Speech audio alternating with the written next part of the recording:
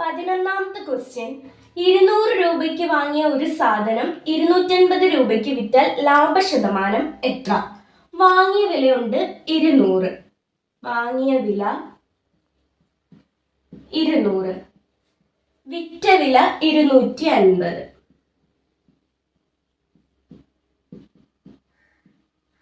അപ്പൊ നമുക്കറിയാം ലാഭമാണ്. ലാഭം എന്നത് 250 മൈനസ് 200, അതായത് 50 എന്ന് കിട്ടും. ഇനി ലാഭശതമാനമാണ് കണ്ടുപിടിക്കേണ്ടത്. ലാഭശതമാനം കണ്ടുപിടിക്കാൻ നമ്മുടെ ലാഭം ബൈ വാങ്ങിയ വില ഇൻറ്റു 100. ലാഭം നമ്മുടെ കയ്യിലുണ്ട് 50, വാങ്ങിയ വിലയുണ്ട് 200 ഇൻറ്റു 100. 0 0 വെട്ടിക്കളയാം. 50/2 25%. അതായത് ലാഭശതമാനം എന്ന് പറയുന്നത് 25%. 12ാമത്തെ question. 100 square plus 2 × 100 × 50 plus 50 square divided by 100 square minus 50 square എത്ര? ഇത് കണ്ടുപിടിക്കാൻ വേണ്ടിയിട്ട് 100ന് എ എന്നും 50ന് ബി എന്നും കൊടുക്കാം. A equal to 100, B equal to 50 എന്ന് കൊടുത്ത്. ഇനി ഇതിൽ 100നും 50നും പകരം എയും ബിയും കൊടുക്കാം. 100 സ്ക്വയർ അതായത് എ സ്ക്വയർ പ്ലസ് 2 അതുപോലെ ഇൻറ്റു 100ന് പകരം എ ഇൻറ്റു 50ന് പകരം ബി പ്ലസ് 50ൻ്റെ സ്ക്വയറിന് പകരം B square divided by 100 square A square minus അതുപോലെ 50 സ്ക്വയർ ബി സ്ക്വയർ. ഇനി നോക്കിക്കേ, ഇതെന്ന് പറയുന്നത് A plus B the whole സ്ക്വയറിന്റെ എക്സ്പാൻഷൻ ആണ്. A square plus 2ab plus B square, അതായത് A plus B the whole സ്ക്വയറിന്റെ എക്സ്പാൻഷൻ ആണ്. അപ്പൊ ഇതിന് പകരം നമുക്ക് അത് കൊടുക്കാം. A plus B the whole square എന്ന് കൊടുക്കാം ഡിവൈഡഡ് ബൈ. ഇനി എ സ്ക്വയർ മൈനസ് ബി സ്ക്വയറിന്റെ എക്സ്പാൻഷൻ എന്ന് പറയുന്നത് A plus B into A minus B ആണ്. നമുക്കത് കൊടുക്കാം. A plus B into A minus B. ഇവിടെ 2 എ പ്ലസ് ബി ഉണ്ട്, ഇവിടെ ഒരു എ പ്ലസ് ബി, ഓരോന്ന് വീതം വെട്ടിക്കളയാം. ബാക്കിയുള്ളത് A plus B by A minus B. എയുടെയും ബിയുടെയും വില അറിയാം. 100 50 ഇട്ട് കൊടുക്കാം. 100 പ്ലസ് 50 ബൈ 100 മൈനസ് 50, 150 ബൈ 50 3 എന്ന് കിട്ടും. അതായത് ഇതിന്റെ ആൻസർ 3 എന്ന് കിട്ടും. അടുത്ത 13ാമത്തെ question. 2x minus 3y plus 5 equal to 0 എന്ന വരയുടെ ചരിവ് കാണുക. 2x minus 3y plus 5 equal to 0.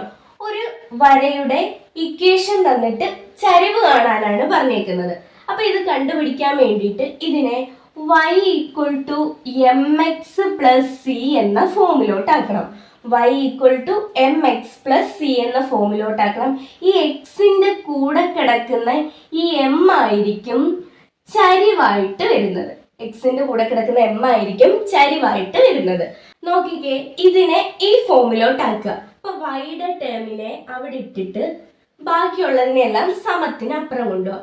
2x plus 2x സമത്തിനപ്പുറം പോകുമ്പോൾ മൈനസ് 2x പ്ലസ് 5 സമത്തിനപ്പുറം പോകുമ്പോൾ മൈനസ് 5. ഇനി വൈൻ്റെ കൂടെ ഇവിടെ ഒന്നും കിടക്കാൻ പാടില്ല. ഇവിടെ ഒരു -3 കിടപ്പുണ്ട്, അതുകൊണ്ട് ഇവിടെ മൊത്തം ഡിവൈഡ് ചെയ്യുക. അപ്പൊ y equal to minus 2x divided by -3 minus 5 by -3. മൈനസും മൈനസും പ്ലസ് ആയി 2/3x. ഈ മൈനസും മൈനസും പ്ലസ് ആയി 5/3 എന്ന് കിട്ടും. y equal to 2/3x plus 5/3 എന്ന് കിട്ടി. ഇപ്പൊ നോക്കിക്കേ, ഇതെന്ന് പറയുന്നത് mx പ്ലസ് സി എന്ന ഫോമിലായി. mx plus C. അപ്പൊ എക്സിന്റെ കൂടെ കിടക്കുന്ന m ആയിരിക്കും ചരിവായിട്ട് വരുന്നത്. അതായത് എക്സിന്റെ കൂടെ കിടക്കുന്ന 2/3 ആണ് ചരിവായിട്ട് വരുന്നത്. അപ്പൊ ചരിവെന്ന് പറയുന്നത് 2/3 എന്ന് കിട്ടും. 14ാമത്തെ ക്വസ്റ്റ്യൻ, ഒരു മട്ടത്രികോണത്തിന്റെ വശങ്ങളുടെ അളവുകളാകാൻ സാധ്യതയില്ലാത്തതേത്?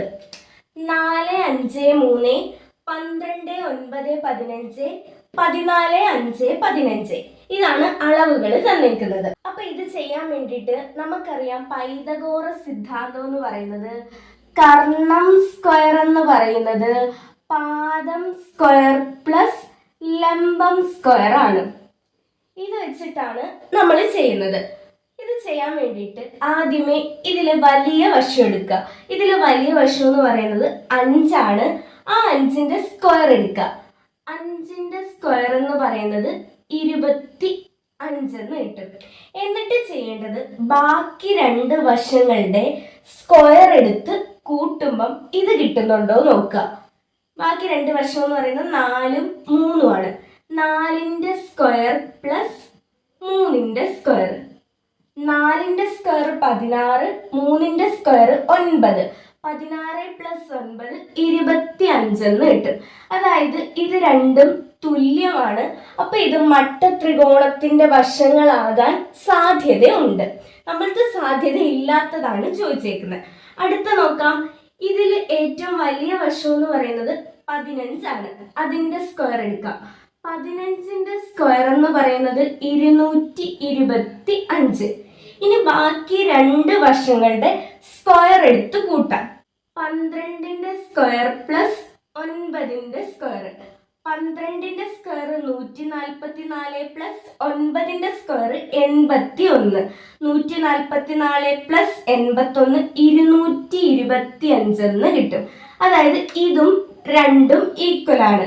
അപ്പം ഇത് മട്ടത്രികോണത്തിന്റെ വശങ്ങളാകാൻ സാധ്യതയുണ്ട്. ഇനി അടുത്ത് നോക്കാം. ഇതിൽ ഏറ്റവും വലുതെന്ന് പറയുന്നത് 15 ആണ്. 15ന്റെ സ്ക്വയർ എന്ന് പറയുന്നത് 225. ഇനി ബാക്കി 2 വശങ്ങളുടെ സ്ക്വയർ എടുത്ത് കൂട്ടാം. 14ന്റെ സ്ക്വയർ പ്ലസ് 5ന്റെ സ്ക്വയർ. 14ന്റെ സ്ക്വയർ 196, 5ന്റെ സ്ക്വയർ 25. 196 പ്ലസ് 25 എന്ന് പറയുന്നത് 221 എന്ന് കിട്ടും. അപ്പൊ നോക്കിയേ, ഇത് രണ്ടും ഈക്വൽ അല്ല. അതായത് വലിയ വശത്തിന്റെ സ്ക്വയർ എടുത്തപ്പം ബാക്കിയുള്ള ചെറിയ 2 വശങ്ങളുടെ സ്ക്വയറിന്റെ തുകയ്ക്ക് തുല്യമല്ല. അതായത് ഇത് മട്ടത്രികോണത്തിന്റെ വശങ്ങളാകാൻ സാധ്യതയില്ല. അപ്പൊ മട്ടത്രികോണത്തിന്റെ വശങ്ങളാകാൻ സാധ്യതയില്ലാത്തത് 14, 5, 15. 15ാമത്തെ ക്വസ്റ്റ്യൻ, ആദ്യത്തെ 7 ഒറ്റസംഖ്യകളുടെ ശരാശരി എത്ര? നമുക്കറിയാം ആദ്യത്തെ n ഒറ്റസംഖ്യകളുടെ ശരാശരി എന്ന് പറയുന്നത് n തന്നെയാണ്. അങ്ങനെയാണെങ്കിൽ ആദ്യത്തെ 7 ഒറ്റസംഖ്യകളുടെ ശരാശരി എന്ന് പറയുന്നത് 7 തന്നെ കിട്ടും. അതായത് ആദ്യത്തെ 7 ഒറ്റസംഖ്യകളുടെ ശരാശരി എന്ന് പറയുന്നത് 7 കിട്ടും.